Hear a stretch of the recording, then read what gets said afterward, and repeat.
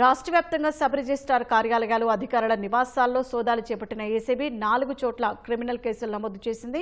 ఇక మరింత సమాచారం మా ప్రతినిధి శ్రీనివాస్ మోహన్ అడిగి తెలుసుకుందాం. శ్రీనివాస్ మోహన్, ఏసీబీ అధికారుల తనిఖీల వివరాలేంటి? షాహీన్, ఈ రోజు రాష్ట్ర వ్యాప్తంగా ఏసీబీ అధికారులు కొన్ని సబ్ రిజిస్ట్రార్ కార్యాలయాలు అలాగే కార్యాలయాల సిబ్బంది నివాసాల్లో తనిఖీ చేయడం జరిగింది. ఈ ఏడాది నవంబర్ 5, 6 తేదీల్లో రాష్ట్ర వ్యాప్తంగా సబ్ రిజిస్ట్రార్ కార్యాలయాల్లో ఆకస్మిక తనిఖీలు నిర్వహించినటువంటి ఏసీబీ 4 క్రిమినల్ కేసులు నమోదు చేసింది. ఆ కేసుల్లో భాగంగానే ఈ రోజు సబ్ రిజిస్ట్రార్ కార్యాలయాల సిబ్బందికి సంబంధించిన 14 నివాస ప్రాంతాల్లో సోదాలు నిర్వహించింది.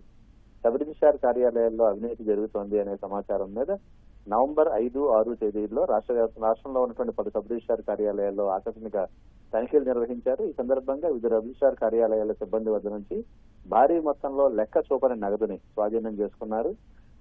ఏదైతే గత నెల 5, 6 తేదీల్లో నిర్వహించినటువంటి ఆకస్మిక తనిఖీల అనంతరం కొందరు సబ్ రిజిస్ట్రార్ కార్యాలయాల సిబ్బందిపై ఏసీబీ క్రిమినల్ కేసులు నమోదు చేయడం జరిగింది.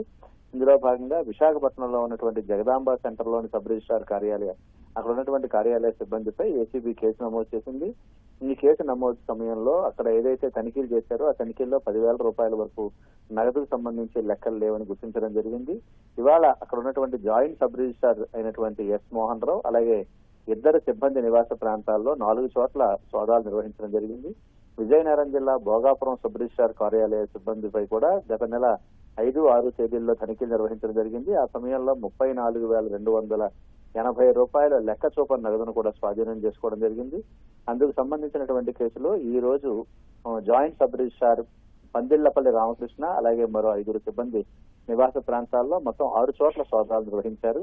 అనంతపురం జిల్లా చిలమత్తూరు సబ్ రిజిస్ట్రార్ కార్యాలయ సిబ్బందిపై కూడా ఏసీబీ కేసు నమోదు చేయడం జరిగింది. అప్పుడు 4,000 రూపాయలకు మించి లెక్క చూపని నగదును అక్కడ స్వాధీనం చేసుకోవడం జరిగింది.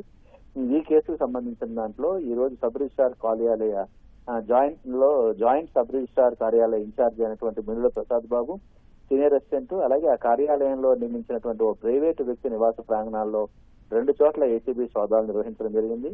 ఎన్టీఆర్ జిల్లా ఇబ్రహీంపట్నం సబ్ రిజిస్ట్రార్ కార్యాలయ సిబ్బందిపై కూడా కేసు నమోదైంది. ఈ కేసుకు సంబంధించిన వ్యవహారంలో ఈ రోజు సబ్ రిజిస్ట్రార్ కార్యాలయ జాయింట్ సబ్ రిజిస్ట్రార్ గా ఉన్నటువంటి incharge Shaik Mahmood, senior assistant మరో సిబ్బంది నివాస ప్రాంతాల్లో 2 చోట్ల తనిఖీ నిర్వహించారు.